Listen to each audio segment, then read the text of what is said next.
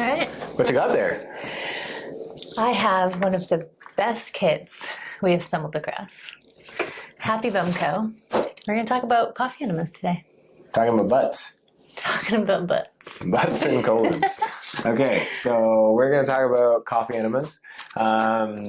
Coffee enemas are really important for anyone that has any sort of toxicity problem, anyone that has any sort of constipation issue, pretty much anyone that is looking to help get toxins out of the body. Coffee enemas are amazing. Also fertility. And it's really important for women's health and fertility with coffee enemas. Yeah, on a fertility front, anything that has, and we'll get into the science of this, but on a really simple level, what a lot of women don't understand is that the colon, where it is in the body, the uterus actually sits right in front of it, okay? So if you have any sort of like bowel toxicity or constipation, unfortunately, we seem to think everything is very separate, but there's just a very thin mucosal wall between the colon and your uterus. And to think that if you have a toxic colon, it's not going to affect the uterus in some capacity is far-fetched. They definitely will affect each other, okay?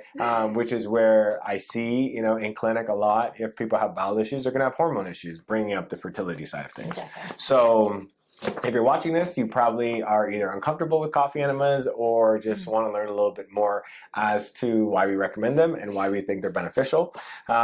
So again, probably have this document from us that goes over some of the basics, which I'm going to reference during this. So the purpose of the coffee enema is essentially to cleanse the blood and the liver and help to clear toxins, toxins that come from our environment, drugs, food, water, pesticides, excess hormones, things like fluoride in their tap water. Like, it's just to help get things out of the body, okay? If someone is not toxic and pooping regularly, they probably have never even heard of a coffee enema or know what it does, and that's okay, but this is what we're here to talk about. So the liver is a really, really important organ, okay?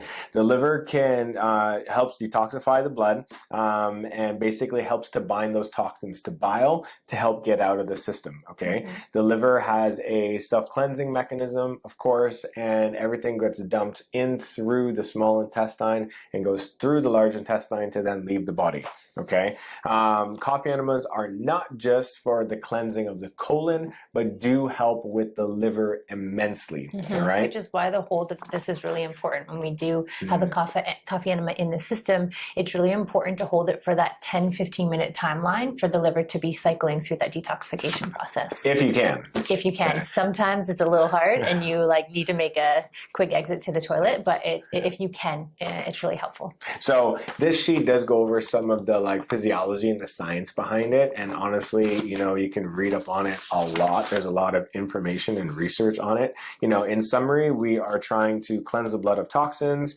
essentially try to flush out the liver in its capacity to help to continue to filter the system. Will definitely improve the immune system, and a lot of people have sort of chronic pain in the body because of a toxic liver. A lot of people would get headaches, bilateral headaches, temple headaches because of the liver gallbladder. That can go away. Of course, constipation. We talked about fertility and hormones.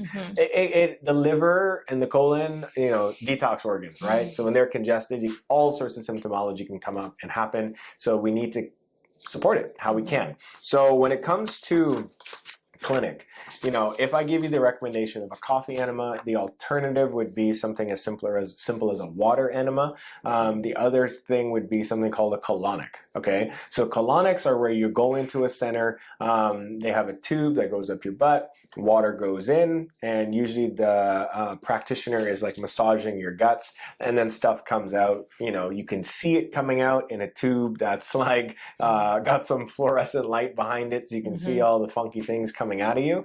And the only downside to that is, one, you got to go somewhere, two, you have someone else doing it for you, and three, it generally costs a little bit more money, okay? When you get into the coffee enema kit, this guy, our favorite is Happy Bumco. Happy Mumco. I got no affiliates with them at all. I just find that they're the best product out there, quality product, BPA free, premium like silicone product, and I really liked the branding, marketing, information that the girls put on their social media to make it very like friendly. They do a great job. And not so like what's the word?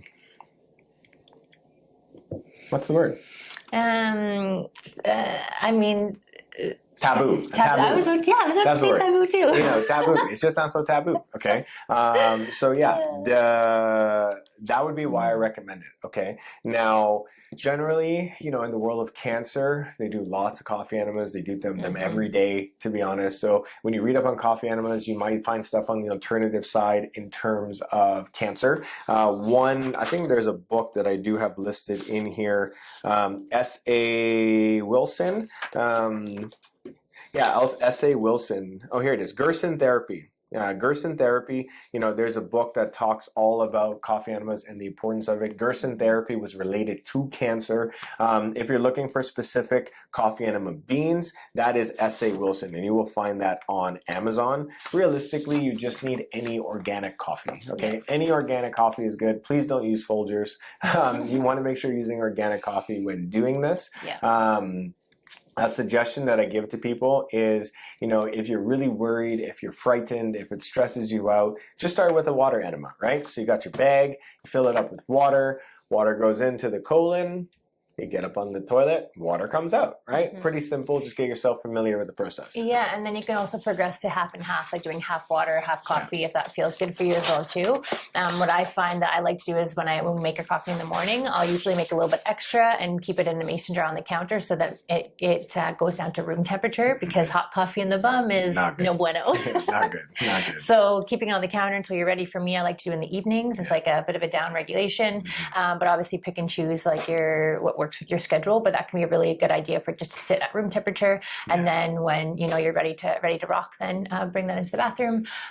Laying down in the shower is a really nice idea for if anything starts to seep out and start to spill, then it's a really nice place to be. I'm going to tap on the emotional piece before you get to that. Okay. So basically we have, you know, you can start with the water enemas only. When that gets comfortable, you can do it to a water coffee mix, okay? And then you can move to straight coffee when you get familiar with the process and know how it feels, okay? In theory, we're supposed to try to hold it for somewhere in the 12 to 15 minute range. When the body is very toxic, when the liver is very toxic, the colon is very toxic, you're going to start cramping really early, and it's going to be very difficult to hold it to that time frame. Okay, totally okay. Just a sign of where the body's at and what's necessary. A suggestion would be, you know, if you really can't hold it in there, is just to water down the coffee. Okay, so just use more of a water coffee mix so that you can hold it for a little bit longer and breathe through some of the cramping sensations. And as you find that becomes easier, you can go to like a straight coffee mix. And again, the frequency 2 to 3 times a week is what I look to do. I never ever recommend coffee enemas forever. Okay, they can be very dehydrating. They can, like, you know, affect the body's ability to have peristalsis of the colon and do the job itself. But generally, in the beginning of protocols with individuals, you know, because of constipation issues, because of mucoid plaque, because of like buildup of stool in the colon, this is a metric to help soften things up and get it moving out of the body, because you're never going to feel good if you have a toxic colon, like flat out. Generally after 2 months, you know, 6, 8, 10 weeks, by then we would have worked through whatever's going on with the colon, got the liver moving a little bit better, and then we start to phase it out. But I like it because at least I've taught you a tool that you can use at any point in time when you feel like your body needs a little bit more support. And on the emotional side? Yeah, the emotional side, it's nice for those of you that are listening that do have a bit of a spiritual practice or able to make more of a ceremony out of this, because there's emotions that are connected to our organ systems. And so for the liver specifically is anger. So you may feel perhaps like a surge of anger. I know I've had some experiences where I'm like screaming as I'm having my process, and it's just emoting some of this emotion that's attached to our organ system, aka the liver. So just be aware of the emotions emotions that can start to be coming up as you are sitting in this, because creating more of a ceremony out of it, I like to have a playlist going, not be on your phone texting or on social media. Just is your time to be, as you are going through this process, to make it a sacred space for you, if again that's part of your practice. And then the emotions of the colon, which is fear, which funny enough, most people are very fearful of doing coffee enemas. Yes. And I will also say, for anyone out there that's watching who's fearful of doing coffee enemas, I can tell you on many, many occasions, the same individuals who are fearful come back and tell me that they actually really like it. Yeah. They like the feeling of being empty, and it feels good, right? So, fear, false evidence appearing real. Fear is the emotion of the colon, and specifically constipation is this fear of letting go. Right, this fear of just like, what am I not letting go? What am I holding on to? You're basically like squeezing your butthole, and everything's all tight in the body, and that's a reflection of the nervous system at the end of the day. On a more physiological level, when you have methylation issues and you're high stress and your colon is full of heavy metals, it can often make your bowels very, very sticky, and that's when you're trying to like shove celery juice or fiber or whatever else you're trying to do to make yourself poop, such as magnesium or coffee. On that note, organic coffee probably won't make you poop, but if you drink bad coffee, such as the stuff from Tim Hortons or McDonald's, it'll make you poop because it's got garbage in it. Your body's actually trying to clear itself out.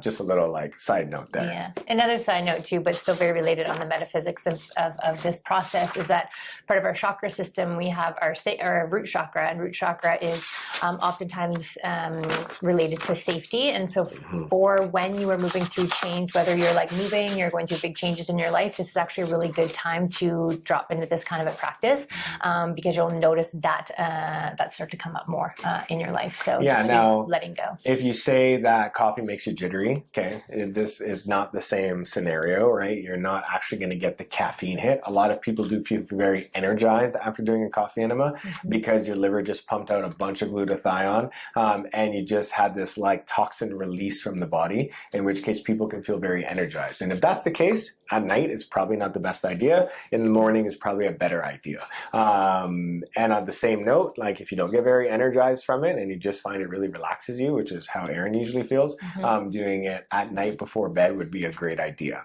Okay, so when it comes to the layers of detoxification, the colon is number one, right? If you can't poop, you can't get toxins out of the body, I can't move further up into the system. So before I'm going to be doing any work really with the liver and the gallbladder and your upper digestive tract, we have to clear out the lower digestive tract. If you have fast bowels, probably not something I'm going to be recommending to you, but definitely if you're on the slower bowel conversation, or we just want to take a gentler approach to helping the body detox, coffee enemas are the go-to. Again, if you don't want to be doing this yourself, colonics is a great avenue to use and try, being that there's another practitioner helping you and supporting you through the process. It just costs more money, and you have to travel somewhere, versus the cost of this once you buy the kit, which I think is like 150 US, nothing crazy. It's the cost of a cup of coffee, and you do it in your own home, in your own privacy, and all of those pieces. Okay. Any other pieces to the coffee enemas?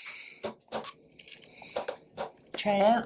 Try it out. Report back. Let us know how it goes. Put coffee up your butt and let me know how it goes. It's one of our favorite practices.